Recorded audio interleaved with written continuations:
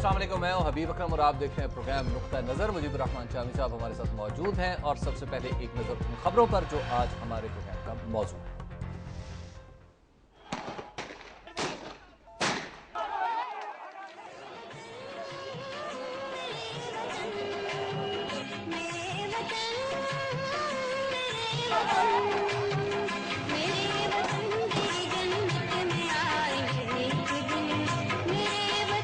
कश्मीर का मसला उलझा कैसे, हल कैसे होगा?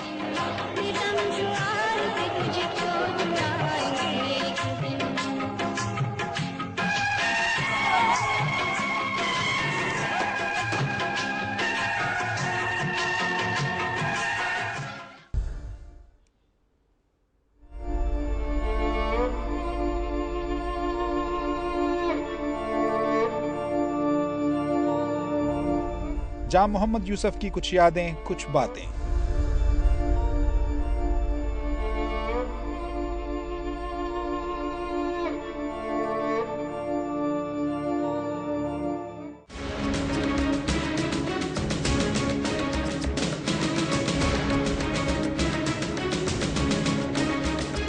एबटाबाद में उसामा बिन लादेन का कंपाउंड पाक में तब्दील, क्या वाकई?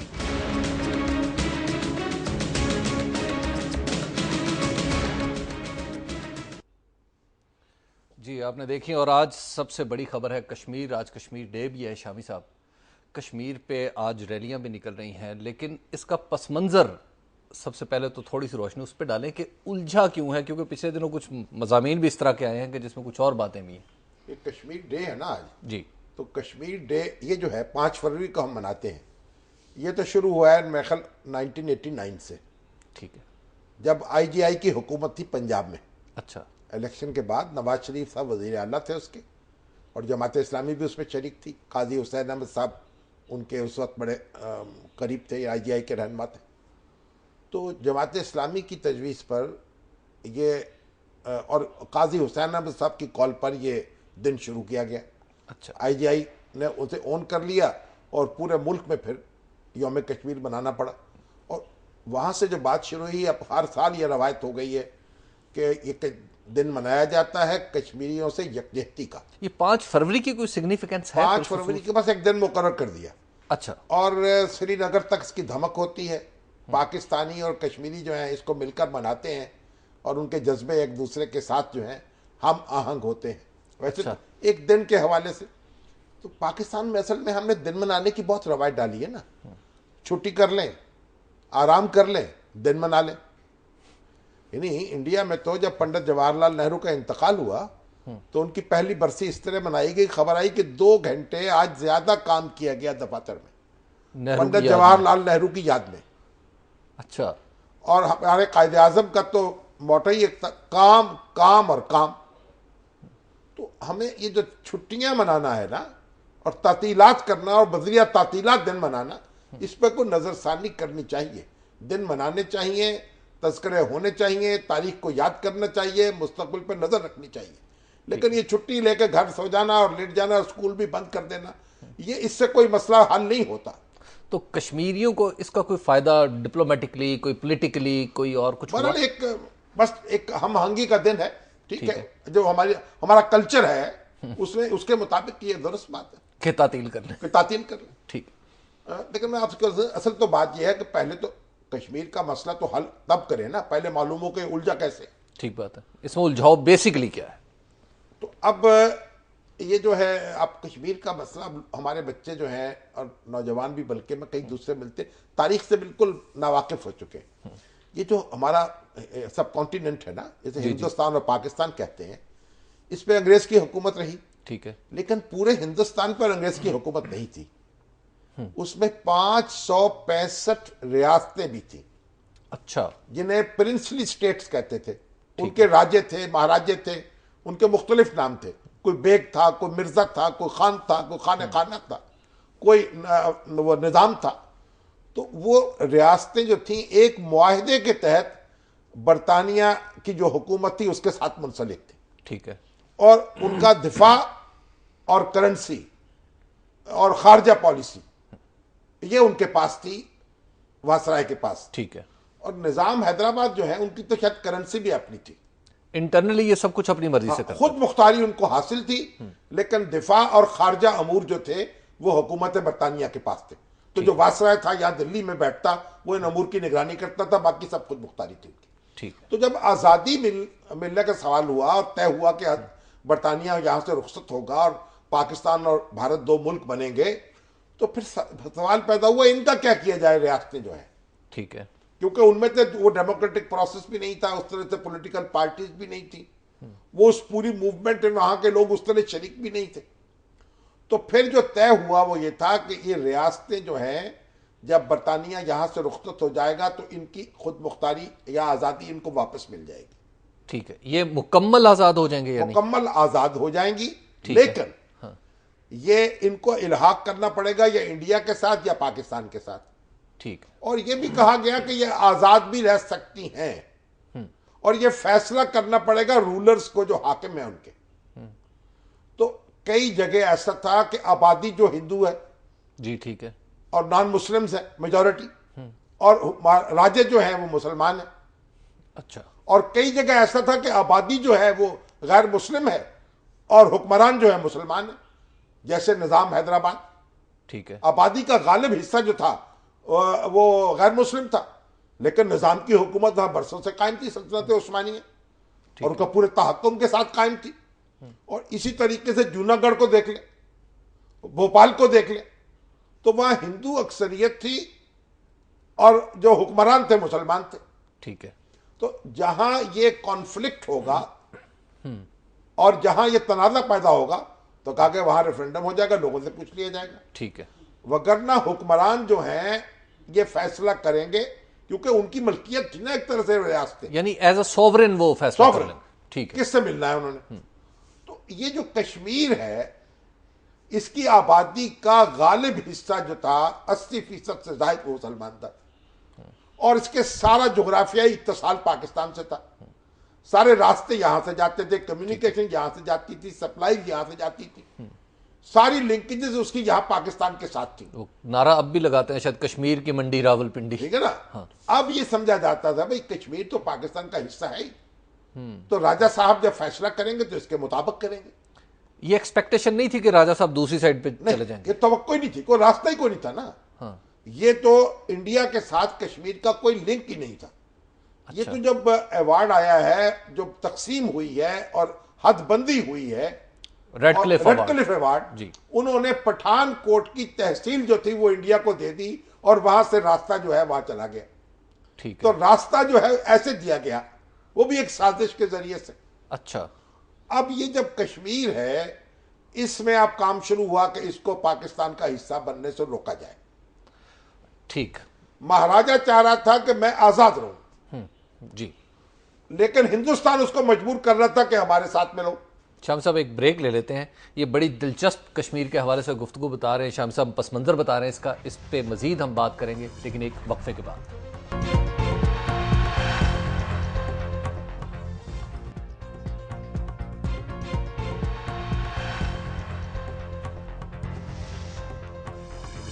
نظر میں ایک بار پھر خوش آمدید. بات ہو رہی ہے کشمیر کے حوالے سے اور شامی صاحب اس کا پس منظر بتا رہے تھے ہمیں کہ کس طرح پٹھان کوٹ کی تحصیل ریڈ کلف ایوارڈ کے تحت انہیں دی گئی. آپ اس کو جلدی سمیٹتے ہیں، لیکن اصل بات یہ ہے کہ جب وہاں آزادی کے بعد وہاں جذبہ تھا جو کشمیر کے مسلمان تھے ان کے اندر بھی، اور وہ چاہتے تھے پاکستان کا حصہ بنے، تو ایک بغاوت سی ہو گئی وہاں. اور جو فوج تھی مہاراجہ کی اس نے اتنے مظالم کیے، لاکھوں افراد جو ہیں جموں میں مارے گئے، پونچھ میں مارے گئے، دھکیل دیے گئے، اس قدر ظلم ہوا جس کی حد نہیں. اس کے یہاں سے قبائلی علاقے سے لوگ جو ہیں وہ داخل ہو گئے کشمیر میں. اب مہاراجہ گھبرایا، اس نے انڈیا کو آواز دی. اس وقت تک انڈیا کے ساتھ اس کا الحاق نہیں ہوا تھا. ٹھیک ہے.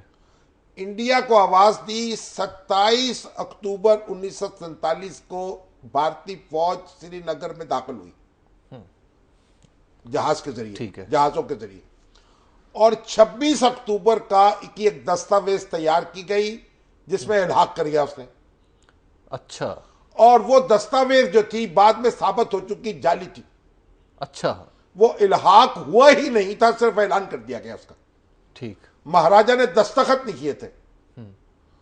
اور پھر اس کے بعد جو دستاویز آئی منظر عام پر اس میں لکھا ہوا تھا، جو ماؤنٹ بیٹن نے جواب لکھا جو گورنر جنرل تھا انڈیا کا، اس میں لکھا کہ یہ میں عارضی طور پر آپ کی درخواست قبول کر رہا ہوں، لیکن یہ عوام کی رائے معلوم کی جائے گی اور ریفرنڈم کے ذریعے تب یہ الحاق کی ہم پوری توثیق کریں گے، یعنی خود یہ بات مان لی۔ ٹھیک ہے، اب وہ ایک بنیاد بنی، اس سے اب اقوام متحدہ میں کیس پہنچا اور یہ طے ہوا۔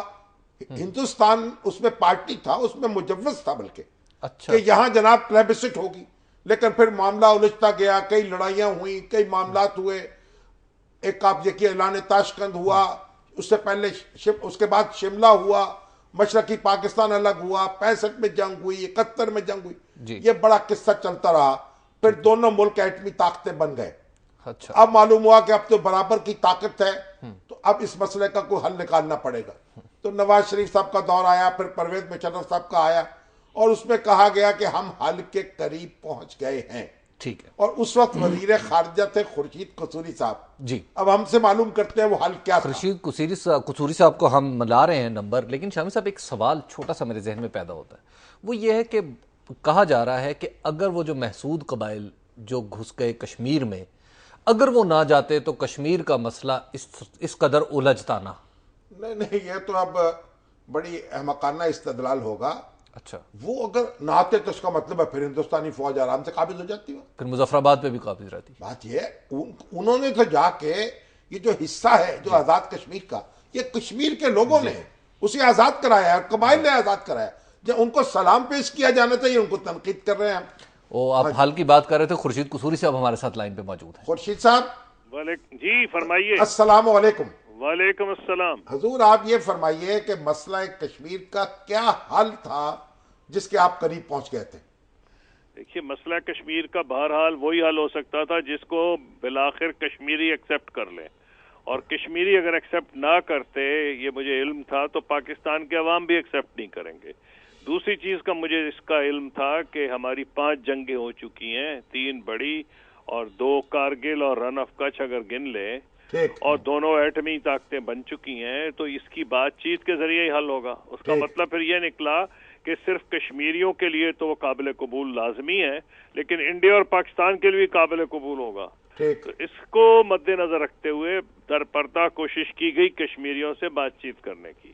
در پردہ کا مطلب یہ کئی تو اوپنلی ہوئی، اسلام آباد میں بھی ہوئی، دلی میں بھی میں ملتا رہا، لیکن تھرڈ کنٹریز میں بھی چھپ کے ملا جہاں کشمیری قیادت کو، تاکہ یہ سمجھ لیا جائے کہ اگر ہم بیک چینل پہ کوئی اپنا سامنے لے کے آئیں پلان، تو اس کو کشمیری رد نہ کر دیں، کیونکہ اگر ہم پلان لے آئیں اور اس کو رد کر دیں تو بیکار سی ایک یہ ساری ایکٹیویٹی ہوگی۔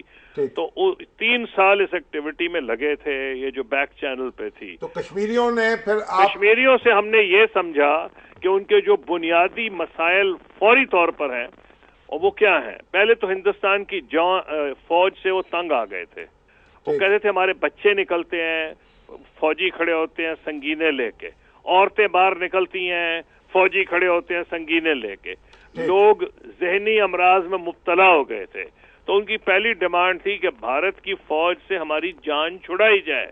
یہ کوئی چھوٹا کام نہیں تھا، لیکن کیونکہ آپ کا پروگرام میں اتنا ٹائم نہیں ہے، یہ بات واضح ہو گیا ہے کہ جب تک وہاں سے فوجیں پاپولیٹڈ ایریا سے انیشلی انڈیا نہ نکالے، کوئی بھی ایسا حل ہم پیش نہیں کر سکتے جسے کشمیری عوام ایکسیپٹ کریں۔ یعنی وہ بیرکس میں چلی جائیں۔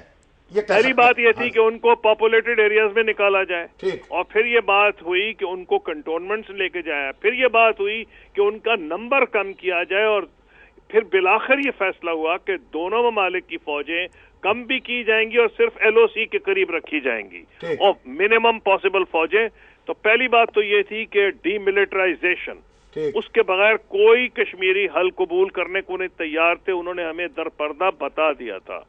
اور دوسری چیز یہ تھی، وہ کہہ رہے تھے کہ ہمارا ایک اسپیشل سٹیٹس تھا جب پنڈت نہرو سے بات چیت ہوئی ہے، اور ہندوستان کی تمام حکومتیں بالخصوص بی جے پی جو ہے وہ آرٹیکل 370 جو اسپیشل سٹیٹس انڈین کانسٹیٹیوشن میں اب بھی موجود ہے کانسٹیٹیوشن، جی، اس کو گارنٹی کرتا ہے، اس کو ڈائلیوٹ کرنے کی پوری کوشش کرتے ہیں، اور ان کی ایکچولی کوشش ہے جو کشمیری لیڈروں نے ہمیں بتایا کہ آہستہ آہستہ اس کو ایک عام ریاست کا درجہ جیسے کہ راجستھان ہے یا مشرقی پنجاب ہے یا بنگال ہے، مشرقی بنگال ایک عام صوبہ بن جائے بس، مغربی بنگال عام صوبے کی اس کو سٹیٹس دے دیا جائے. انہوں نے کہا یہ ہمارے لیے قابل قبول نہیں.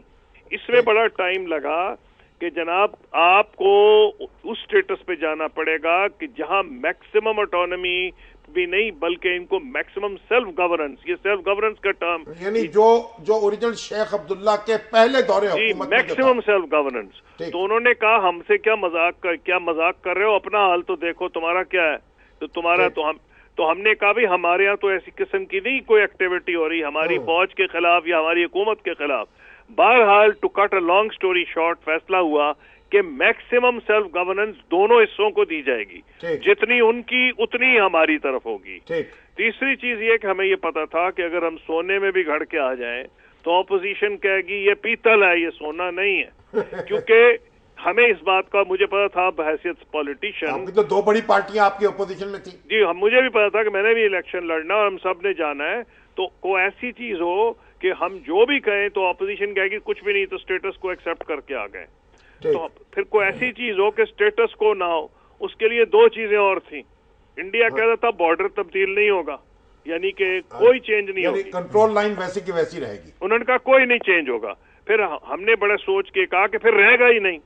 ان کا کیا مطلب ہے؟ ان کا جی رہے گا ہی نہیں. جہاں تک کشمیریوں کا تعلق ہے کوئی ویزا کوئی پاسپورٹ نہیں، اچھا صرف ایک آرڈینری ان کے پاس ہوگی یہ جو پرمٹ ٹائپ آئیڈینٹیفیکیشن ڈاکومنٹ کہ ان کا تعلق سابق جو مہاراجہ کی ٹیریٹری ہے اس سے تھا. تو کوئی پھر بارڈر رہے گا ہی نہیں کشمیریوں کے. میری تو خواہش تھی کہ انڈیا پاکستانی بھی جا چکے لیکن وہ ایک دوسری کہانی ہے، لیکن کشمیریوں کے لیے کوئی بارڈر نہیں رہے گا. دوسری چیز یہ کہ کوئی ایسا میکنزم ہمیں لانا پڑتا کہ یہ نہ کہا جاتا کہ ہم سٹیٹس کو ہم نے ایکسپٹ کیا ہے. اس کے لیے ہم نے یہ کوشش کی، یعنی تبدیلی کی ہے کوئی کہ جی ہاں تبدیلی کی ہے. تو جو کہ نہ یو این سیکورٹی کونسل کے ریزولوشن میں کچھ اور تھا، بات چیت میں کچھ اور ہو رہی تھی. تو کوئی ایسی چیز ہو کہ نظر آئے کہ تبدیلی ہے، اور وہ تبدیلی یہ تھی کہ ہم نے ایک جوائنٹ میکنزم ڈیوائز کیا جس میں دونوں اطراف کے کشمیری بیٹھے ہوں گے اور پاکستانی اور انڈینز، اور وہ ان کو کوئی 16-17 محکمے دیے گئے بشمول ٹورزم اور پلگرمیج، اور جو سب سے امپورٹنٹ ہمارے لیے تھا وہ water management and electricity generation, کہ یہ ہمارے لیے زندگی موت کا معاملہ تھا. یہ اس جوائنٹ میکنزم میں آ گیا. نہیں، یہ جوائنٹ میکنزم بنے گا ان چیزوں کو ڈیل کرے گا. جی ہاں بالکل، اور ان کے پاس یہ معاملات جایا کریں گے. اور اس پہ تو ہو گیا تھا اگریمنٹ کہ دونوں طرف کے جو کشمیری ہیں ان کی کیا کمپوزیشن کیسے ہوگی. صرف یہ ابھی جب جو میں کہتا ہوں نا کہ 80-90% ہو گیا تھا حل، یہ نہیں طے ہوا تھا کہ پاکستانی انڈینز موجود تو ہوں گے پر کس کیپیسٹی میں ہوں گے. اس پہ ہماری بات چیت ہو رہی تھی کہ دونوں کی جو ریپرزنٹیشن ہوگی پاکستان اور انڈیا کی اس جوائنٹ، لیکن یہ کلیئر ہوگا کہ جوائنٹ میکنزم بھی ہوگا، دونوں سائڈ کے کشمیری بھی ہوں گے، 17-18 محکمے بھی ہوں گے، اور جن کا میں نے آپ کو اشارہ بھی کیا. اور یہ بھی تھا کہ انڈینز اور پاکستانیز اس میں ایسوسیٹڈ ہوں گے اس جوائنٹ میکنزم میں. پھر بھی یہ بھی تھا ہمیں خطرہ کہ جو بھی لائیں گے اس پہ بھی اپوزیشن کہے گی کہ یہ تم نے کیا تیر مارا، تو کچھ بھی نہیں ہے. تو ہم نے کہا اچھا بھئی آپ آ کے تیر مار لیجئے گا. تو اس میں یہ رکھا گیا تھا کہ 15 سال کے بعد اس کے اندر ریویو بھی رکھا گیا تھا کہ یہ جو میکنزم ہوگا یہ ریویو کیا جا کہ اگر کوئی کہتا ہے انڈیا میں یا پاکستان میں کہ یہ تو کچھ بھی نہیں ہے، آپ تو بیچ آئے ہیں. انڈین گورنمنٹ کو یہ ڈر تھا کہ بی جے پی کہے گی تم تو بیچ کے آ گئے ہو، اور یہاں بھی یہی ڈر تھا. تو نے کہا اچھا بھئی آپ کی حکومت آئے گی آپ بہتر کر لیجئے گا.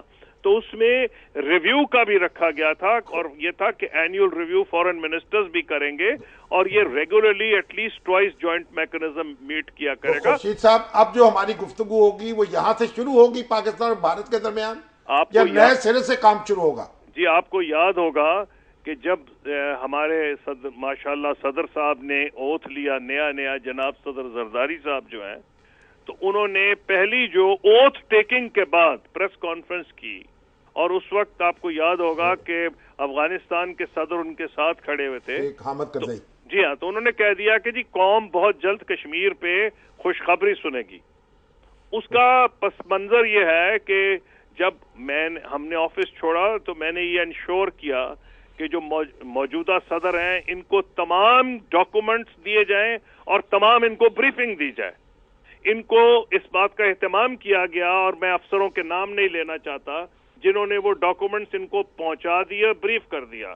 انہوں نے اس کی بنیاد پر بغیر بات چیت کی انڈیا سے اعلان کر دیا قوم جو جلد خوشخبری سنے گی. وہ جو کہ میں نہیں سمجھتا, بہت میں سمجھتا ہوں غلط اعلان تھا. ان کو پہلے انڈیا سے بات کرنی چاہیے تھی, جس میں ہندوستان میں بھی کہ انگریزی کا یہی لفظ ہے, اسٹونشمنٹ کا اظہار کیا گیا, کیونکہ آپ ابھی نئی حکومت آپ کی آئی ہے, بات چیت کریں. تو اس کے بعد جو بدنصیبی ہوئی کہ ہمارے ملک میں ہر تیسرے مہینے ایک ڈیٹ دی جاتی تھی اور چیما گوئیاں ہوتی تھی کہ حالانکہ 5 سال انہوں نے پورے کر لیے ہیں کہ حکومت آج گئی اور کل گئی, مئی میں گئی یا جون میں گئی, جون میں نہیں, دسمبر میں نہیں تو مارچ. تو رزلٹ یہ ہے کہ ایسے حالات میں کوئی حکومت سیریسلی آپ سے ڈیل نہیں کرتی. تو جو کانفلکٹ ریزولوشن ہے وہ فریز ہو گیا. خورشید صاحب بہت شکریہ آپ کا. آپ کی بڑی نوازش, آپ نے بڑی ڈیٹیل سے بتایا ہمیں کشمیر کے حوالے سے کہ رکے کہاں پہ ہیں معاملات. ابھی وقت ہو گیا ایک بریک کا, اور بریک کے بعد ہم گفتگو کا سلسلہ یہیں سے جوڑیں گے شامی صاحب کے ساتھ. آپ دیکھتے رہیے نقطہ نظر.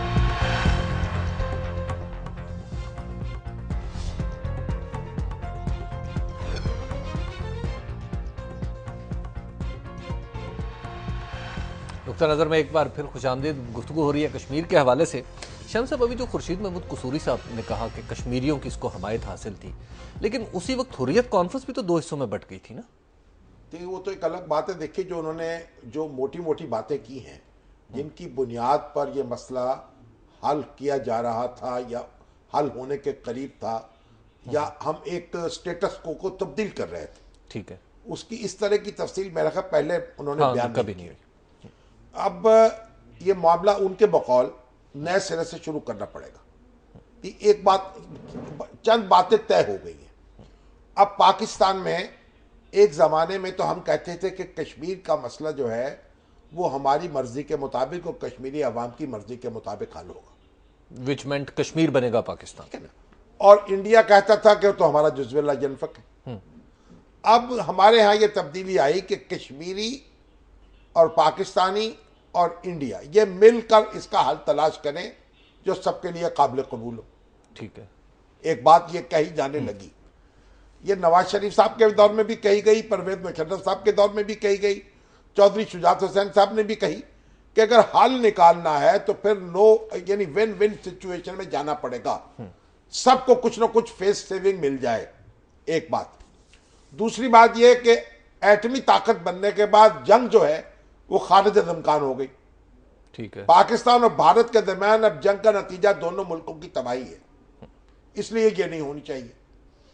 ٹھیک ہے. اچھا, پھر یہ ہے کہ کشمیری جو ہے اس حل کا لازمی حصہ ہوں گے.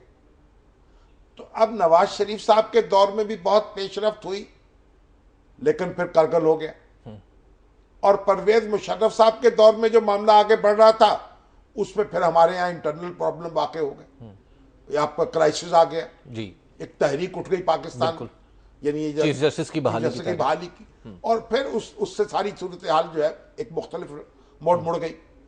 اب بھی ہمیں, اب آپ چاہے نئے سرے سے شروع کر لیں یا پرانی باتیں دوبارہ کر لیں یا نئے اینٹیں رکھ لیں, اسی بنیادوں پر آگے بڑھنا پڑے گا. اور ایک بڑا فیکٹر میں آپ کو بتاؤں, اب چین جو ہے نا کشمیر میں اس کا بھی ایک کردار ہے. چین کے بارے میں خبر آئی تھی کہ وہ جو بھارتی پاسپورٹ پر ویزا جاری نہیں کرتا, کیونکہ کشمیر کو دنیا میں کوئی بھی ملک انڈیا کا حصہ نہیں سمجھتا, ڈسپیوٹڈ سمجھتا بٹوین پاکستان اور انڈیا. یہ نا انڈیا کہتا ہے کہ یہ ہمارا حصہ ہے, کوئی اس کو قبول نہیں کرتا, اور کوئی یہ نہیں کہتا کہ یہ ہندوستان کا حصہ ہے. ٹھیک ہے, یہ ایک بہت بڑی کامیابی ہے پاکستان کی بھی اور کشمیری عوام کی بھی. دنیا میں یہ متنازع علاقہ ہے. اور ابھی وائز عمر فاروق جو ہیں ان کی طرف سے یہ اعلان آیا تھا, مجھے نہیں معلوم وہاں گئے کہ نہیں, وہ چین جانے کا کوئی ارادہ کر رہے تھے, کوئی رابطے تھے چین سے. تو چین بھی کشمیر کا ہمسایہ ہے, پاکستان کا ہمسایہ ہے اور انڈیا کا ہمسایہ ہے. تو یہ انڈیا کو یہ نہیں سمجھنا چاہیے کہ اگر پاکستان میں کوئی وقتی کمزوری بھی ہے تو اس سے یہ مسئلے کو ختم کر سکتا ہے، یہ دبا سکتا ہے۔ اچھا شامی صاحب، اب جو پلیبسائٹ ہے اس کا مطلب ہے وہ نکل گیا اس ساری گفتگو میں وہ سے؟ ایک دوسری کہانی ہے۔ اس وقت تو ہم پلیبسٹ جو ہے وہ کیسے ہونی تھی، کیسے ہوگی، وہ بھی ایک حل ہو سکتا ہے، لیکن وہ تو نہیں ہوئی نا۔ ٹھیک ہے، تو اب جو حالات بدلے ہیں اور جو جنگیں ہوئی ہیں، پھر جو نتیجے نکلے ہیں، اور پھر جو آج ہم جہاں کھڑے ہیں، اس کی بنیاد پر دونوں ملکوں میں ایک ری تھنکنگ پیدا ہوئی۔ لیکن اس کا یہ مطلب نہیں ہے کہ آپ انڈیا کا قبضہ تسلیم کر لیں کشمیر پر، اور چین جو ہے اس کا رول بھی اس میں بڑھ سکتا ہے۔ اچھا، تو انڈیا کو یہ سمجھ، ابھی تو ایک بائی لیٹرل ریلیشن شپ جو ہے اس کے اندر ہے نا معاملہ، یہ دو طرفہ مذاکرات کے ذریعے طے ہونا ہے، یہ کہا جاتا ہے۔ اب اگر اس میں ایک اور فریق آئے گا تو معاملات اور آگے بڑھ سکتے ہیں اور نازک صورت اختیار کر سکتے ہیں۔ تو بھارتی قیادت جو ہے اس کے اپنے مفاد میں ہے کہ اس مسئلے کا حل نکالے، اور مجھے امید ہے کہ انشاءاللہ وہ وقت آئے گا جب کشمیر آزاد ہوگا اور بھارت کی غلامی میں نہیں ہوگا۔ One's life time? انشاءاللہ نہیں، لائف ٹائم نہیں بھائی، آپ لائف ٹائم کیا ہے؟ آپ دیکھیں، مسلمان تو ہے وہ سمجھتا ہے کہ آنے والا دن جو ہے اس کے حق میں طلوع ہونے والا ہے، تو یہ لائف ٹائم یہاں نہیں ہوتی۔ یہ ابھی ناصر بشیر صاحب ہیں ہمارے نوجوان شاعر، انہوں نے لکھا، وہ کہتے ہیں کشمیر کو ایک خواب ہی سمجھو، دو شعر بھیجے ہیں SMS کے ذریعے۔ وہ کہتے ہیں کشمیر کو ایک خواب ہی سمجھو، میں کہتا ہوں ہر خواب کی ایک ہوتی ہے تعبیر، خوب، اور وہ ناصر بے درد کے روتا ہی نہیں تھا۔ یہ سری نگر کے لیے ان کا پیغام ہے، وہ ناصر بے درد کے روتا ہی نہیں تھا، رہتا ہے تیرے واسطے لاہور میں دلگیر۔ واہ، بہت خوب۔ تو کشمیر جو ہے دیکھیں، آپ امید رکھیں، مایوسی کی بات نہ کیا کریں۔ اچھا، یعنی آپ کے خیال میں کشمیر کا مسئلہ حل ہو ہونا جائے ہے۔ گا، باوجود اس کے کہ ہم نے 5 جنگیں لڑیں اور ہم دیکھ رہے ہیں کہ انٹرنیشنل پرابلم سے بائی لیٹرل پہ آگے، بائی لیٹرل سے، یہ تو شملہ کے معاہدے میں ہے نا، کوئی ایسی بات نہیں، مگر ایجنڈے پر موجود ہے دنیا کے، اور ہمارا متنازع علاقہ جو ہے۔ مجاہدین کی تحریک سے ہم نے ہاتھ پیچھے کھینچا، نہیں، اس کے وہ نقصانات۔ تو ایک لمبی بحث اور چھڑ جائے گی نا۔ اچھا، دیکھیے، ہمیں یہ بات ہے، اب اسے کوئی جنگی طریقے سے حل نہیں ہونا، کوئی گوریلا لڑائی سے حل نہیں ہونا، یہ سیاسی مذاکرات سے اور سیاسی دباؤ سے حل ہونا ہے، جی اور کشمیری عوام کی اور پاکستانی عوام کی ڈٹرمنیشن سے حل ہونا ہے۔ جی، تو وہ جو مجاہدین کی آپ بات کر رہے ہیں نا، ان کو تو ایک طرف یہ موضوع ختم ہو گیا، اب دنیا کا موڈ بدل چکا ہے، ٹھیک، اب ہمیں واپس آنا ہے پھر سیاسی جنگ کی طرف، چل۔ جنگ کی سیاست کی طرف نہیں۔ شامی صاحب، ایک بریک ہو گئی ہے، بریک کے بعد ہم نے کچھ موضوعات پر بھی بات کرنی ہے، اور بہت سارے سوالات ہیں کشمیر کے حوالے سے، فیس بک پر بھی، کالز بھی، اور ہم کوشش کریں گے کہ یہ سارا کام اس سیگمنٹ کے اندر ہو سکے۔ آپ دیکھتے رہیے نقطہ نظر۔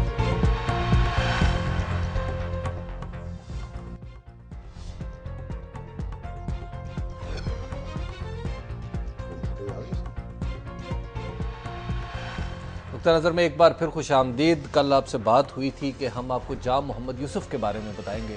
شامی صاحب، سابق وزیر اعلیٰ بلوچستان اور سابق وفاقی وزیر، نہیں، بلکہ حال وفاقی وزیر، اب تو ان کے وہ 2 دفعہ وزیر اعلیٰ رہے اچھا بلوچستان جی کے۔ بالکل، ان کے والد بھی 2 دفعہ رہے، جام میر غلام قادر خان۔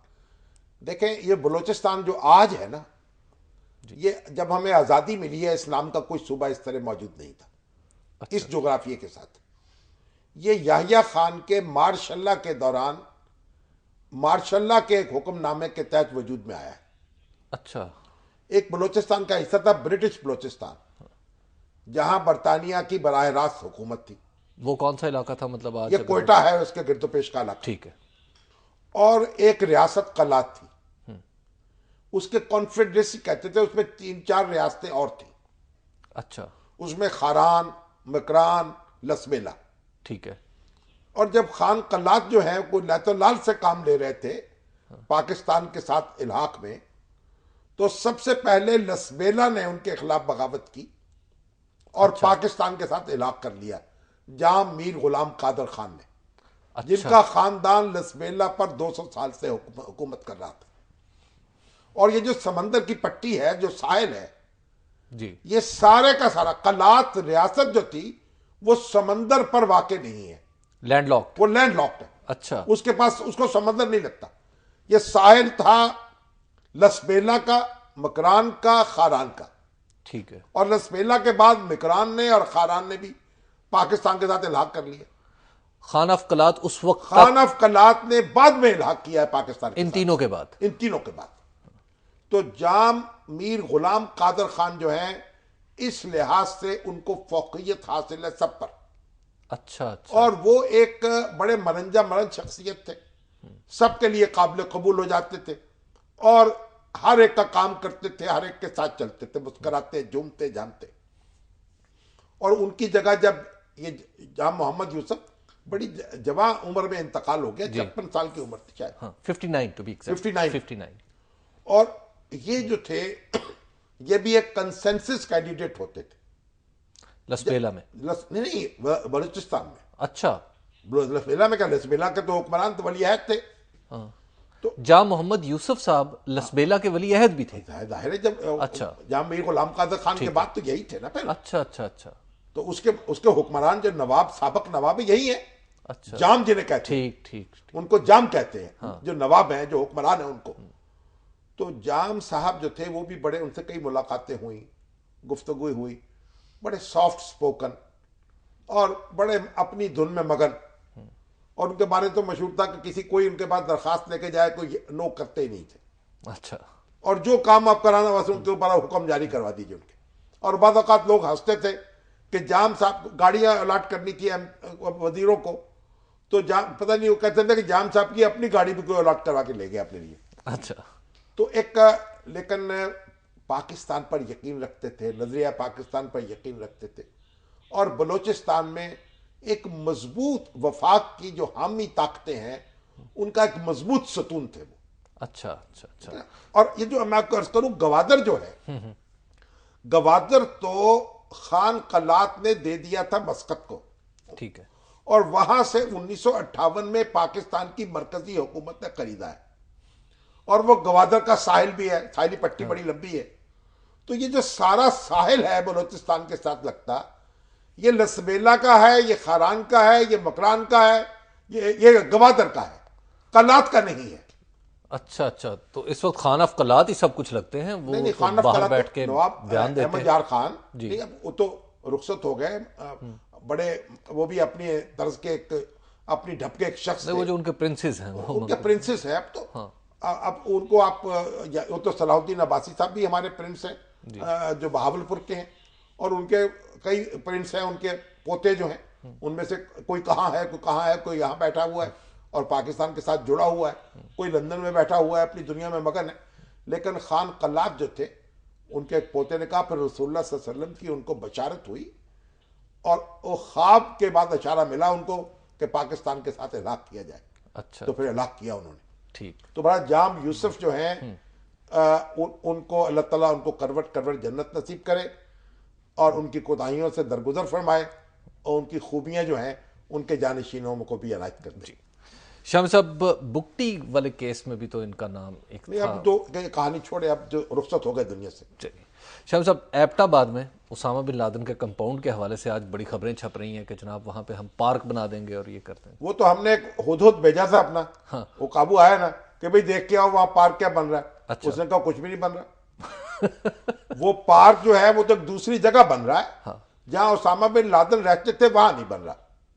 لیکن وہ شاید ان کے کہتے 50 ایکڑ مختص کیے ہیں اس پارک کے لیے. ٹھیک ہے. تفریحی پارک کے لیے. اس میں بہت کچھ ہوگا اور اس میں اب ان کے جو وزیر ہے کھیل کے وہ کہتے ہیں جو 500 ایکڑ تک ہم اس کو لے جائیں گے. اچھا.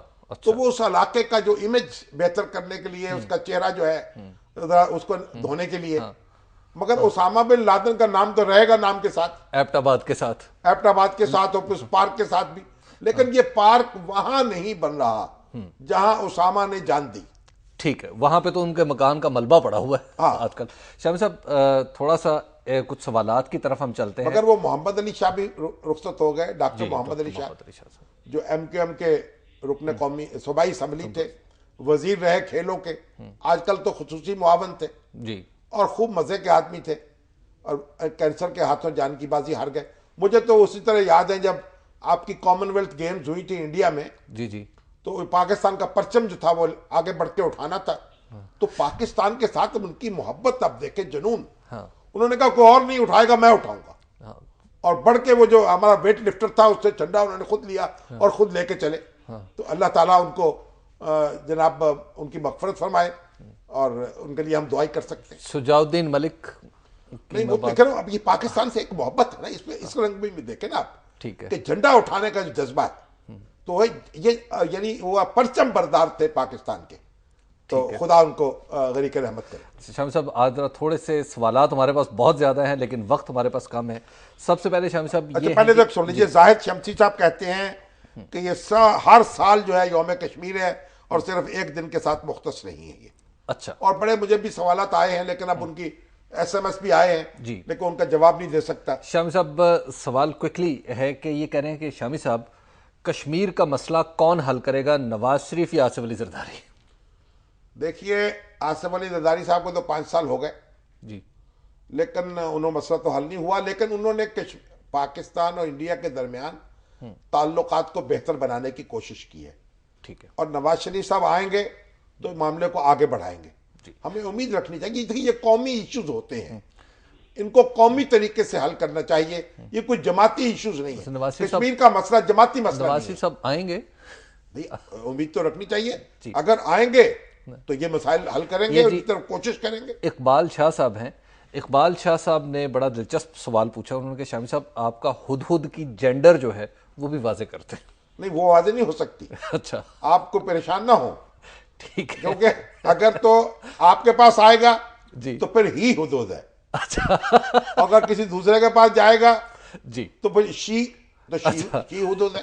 جی ٹھیک ہے. شاہ صاحب ہمارے پروگرام کا نہیں وقت ٹھہر جائیں. جی نواز ملک صاحب ہیں، ٹھیک ہے. وہ میں ایسا کرتے ہیں جناب جنوبی پنجاب کے صوبے کے بارے میں 8 دن سے مسلسل. اچھا اب کوئی جواب نہیں دے سکتا، وقت نہیں ہوتا.